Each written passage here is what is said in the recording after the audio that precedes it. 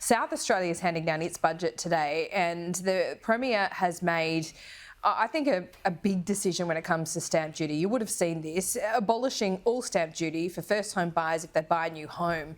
Is that a good idea? Why wouldn't that work in New South Wales?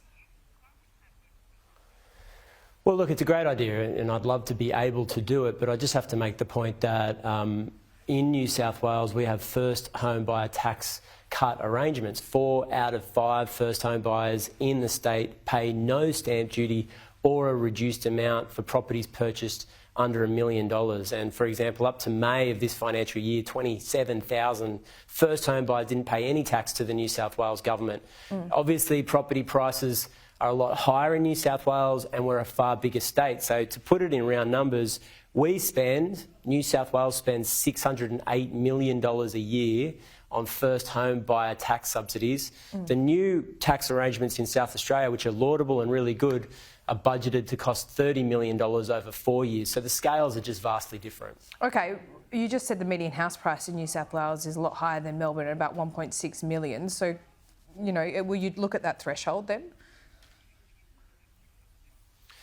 Well, I mean, if you look at, in particular, the impact of first home buyers where they enter the housing market, the median house price for apartments is about that $1 million, and obviously 50% of properties are below that figure. We would love to make it higher. We would love to have more tax cuts, particularly for first home buyers, but we've got to be responsible, particularly when you consider that we've got a record debt and we've had 2 of the largest deficits the state's ever seen under the previous government.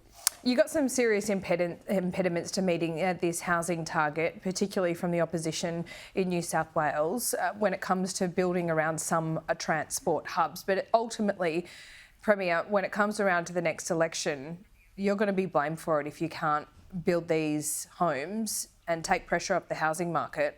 So what are you going to do? Well, the first thing we're going to do is introduce major rezoning and planning changes to Sydney, in particular, one of the most expensive cities in the world. And the rezonings that were pushed through by the Minister for Planning, Paul Scully, late last year represent the largest rezoning in the state's history in the shortest period of time. We worked with 12 out of 13 councils to get major uplift around local train stations to lift up the capacity and density within Sydney. We did it against a lot of resistance from the opposition, from minor political parties like the Greens, like those who are committed to NIMBYism. But that's the best thing we can do, the best lever we can pull to ease the housing costs on young Australians. I mean, there's a lot of factors that go into new private house builds, whether it's labour shortages, supply chain constraints, but the biggest impediment from our end is blockages with the bureaucracy and zoning changes, and we've attempted to comprehensively remove them. And it's blockages with the bureaucracy. It seems to be every step of the way, whether it seems to be the planning portal, whether it seems to be delays in getting developments up, it seems to be, you know, red tape everywhere, builders turn. Since we last spoke about this, and we do every time we speak, Premier, have any improvements been made at that back end? Well, major changes have been implemented already as a result of those changes. Everything from extra floor space and extra height for private developers that want to include social housing in their development, to a comprehensive change to transport-oriented developments around major train stations and transport hubs, to what we call, it's kind of technical language, but R2, R3 or low, medium-rise density changes that we hope to implement right across metropolitan Sydney. All of that's going to help to meet our housing targets and provide opportunities for young people to live and work in Sydney. I wanted to ask you about what's been happening in federal parliament this week, and that was the condemnation of the Greens. We know that your office was attacked by vandals as well. Do you blame the Greens for fomenting this social unrest in the community, or did you get to the bottom of who targeted your office and your staff? No, I haven't. Obviously not personally. The police are taking responsibility for the investigation. I'm not aware of any updates.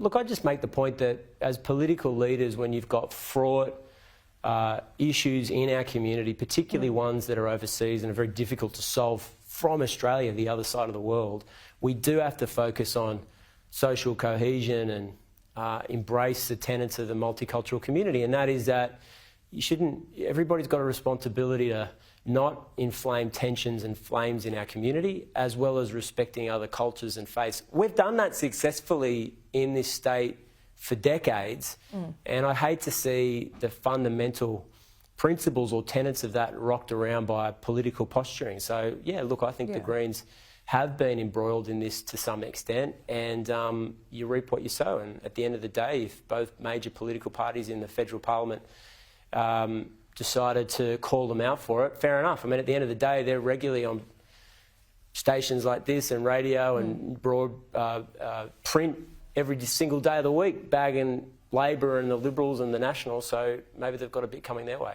Well, Anthony Albanese said it's anti-democratic, what they're trying to do, blocking people from getting to electorate offices like yours. But do you see that tension in the community, particularly between the eastern and western suburbs in your state?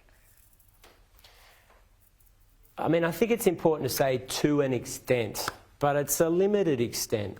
Yeah. The vast majority of people that live in Sydney in particular are committed to this city and are proud Australians and recognise that people from different races and religions and faiths live side by side, and we love it. And in fact, there's kind of central tenet that runs right the way through multiculturalism, and that is that people want to live here.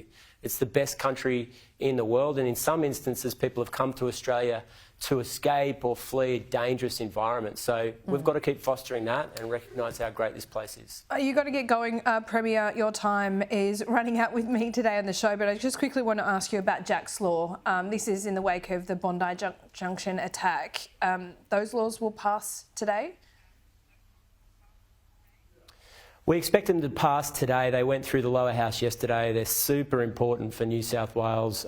It's about changing the culture, particularly for young people, about carrying knives in our community. Last year, 20 people were murdered in the state with someone using a knife. And I have to say, Brett Beasley, Jack's father, has been such a passionate and empathetic advocate for change. And they wanted to ensure that Jack's death wouldn't just be a statistic and he wouldn't have died in vain. And I have to pay tribute to both his parents. They're wonderful people. I spent some time with them yesterday, and it's a privilege to know them, as well as pass and move this legislation. Yeah, they are great people. Premier, thanks so much for your time. We'll speak soon. Thanks, Laura.